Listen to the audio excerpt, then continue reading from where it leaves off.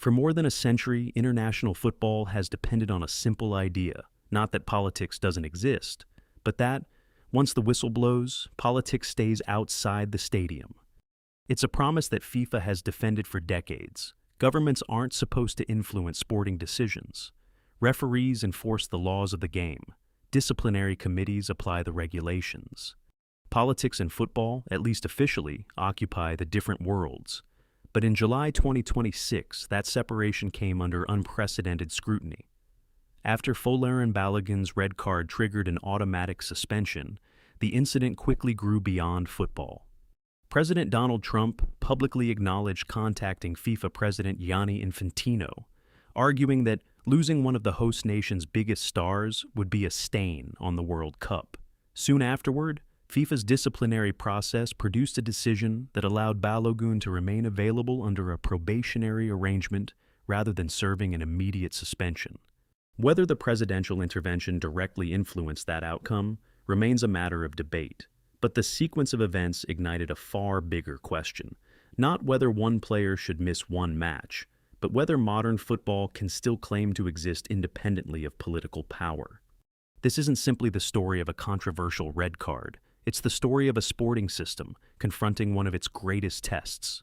For decades, FIFA has promoted a principle known informally as Lex Sportiva, the idea that international sport governs itself.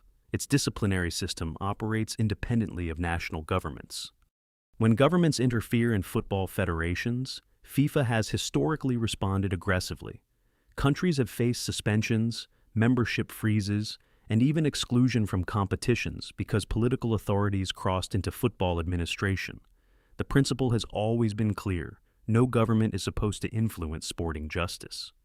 That independence isn't merely symbolic, it's one of the foundations on which international competition rests. Fans believe results are earned. Players trust that the rules apply equally.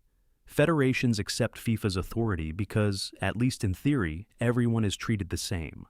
The Balogun controversy challenged that perception. President Trump openly discussed contacting FIFA.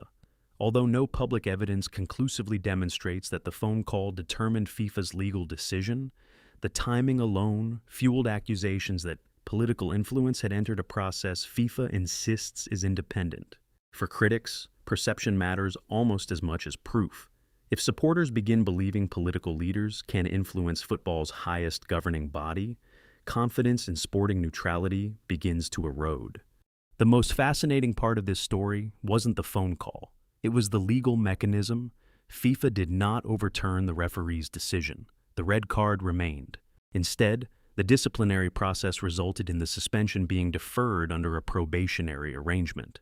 Supporters argued that FIFA acted within the flexibility allowed by its disciplinary framework. Critics argued the decision stretched that flexibility further than many believed appropriate for an automatic tournament suspension. The debate wasn't simply about one article of the regulations. It was about consistency.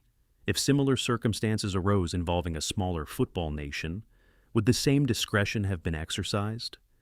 That's impossible to answer definitively, but it became the central question surrounding the controversy. Belgium's objections only intensified that debate.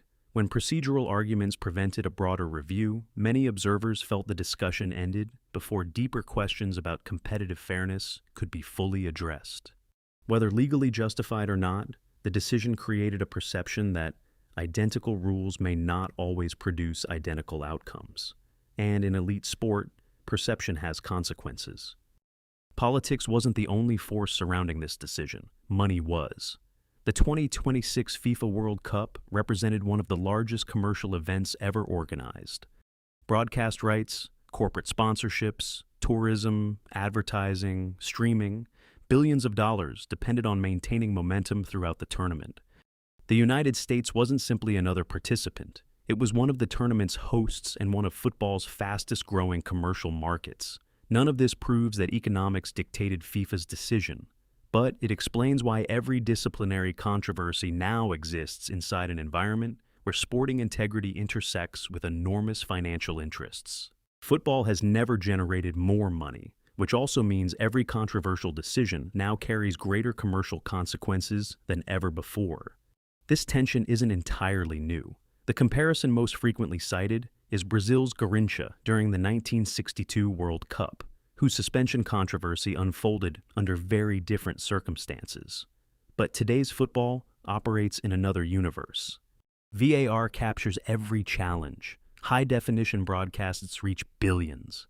Sports betting monitors every decision. Social media dissects every frame. Modern football promises unprecedented transparency. That makes any perceived inconsistency even more difficult to ignore. Balogun played. The tournament continued. Fans celebrated. Television audiences remained enormous. Life moved on. But debates like this rarely end with the final whistle. Whether FIFA acted appropriately or not, the controversy revealed something important.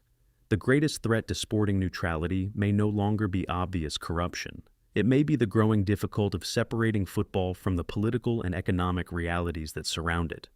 Every World Cup is more valuable. Every host nation has more at stake. Every governing decision receives greater scrutiny. Perhaps football was never truly separate from politics. Perhaps it only appeared that way. If that's true, the Balogun controversy won't be remembered because of one red card. It will be remembered because it forced millions of fans to ask a larger question. When sport claims to be independent, independent from whom?